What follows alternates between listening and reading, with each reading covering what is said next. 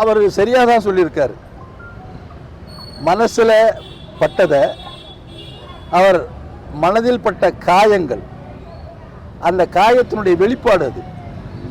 அண்ணா திராவிட முன்னேற்ற கழகம் ஆட்சியில் இருந்தது. அப்பொழுதும் அவர் நடித்துக் கொண்டிருந்தார். அவருடைய படம் வெளிவருகின்ற போது எந்தவித சிரமமும் இல்லாமல் படம் வெளிவந்து கொண்டிருந்தது.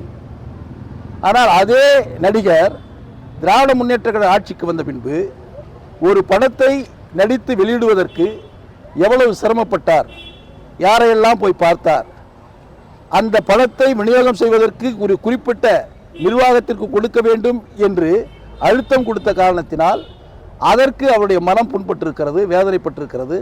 தான் செய்கின்ற தொழில் கூட இவ்வளவு இடைஞ்சல் கொடுக்கிறார்களே இந்த திராவிட முன்னேற்ற கழகத்துக்காரர்கள் என்று வெதும்பியதன் காரணமாக அந்த நிலைப்பாட்டிலே மேடையிலே அவர் அதை சொல்லியிருக்கிறார். அவருடைய சிந்தனை அரசியல் வெளிப்பாடு அல்ல. அவர் நீண்ட காலமாக மனதிலே இருக்கின்ற வருத்தத்தை, கோபத்தை வெளிக்காட்டியிருக்கிறார்.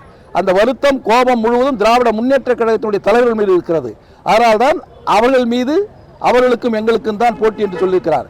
நாங்கள் அவர்களுக்கு முழு பாதுகாப்பு கொடுத்தோம், முழு ஆதரவு கொடுத்தோம். அதனால் தான் எங்களை மறந்து விட்டால் அவர் அதிலிருந்து விடுபட்டு அரசியலுக்கு வந்தார் என்று சொன்னால் அந்த கருத்தை நிச்சயமாக அவர் சொல்லுவதற்கு வாய்ப்பில்லை.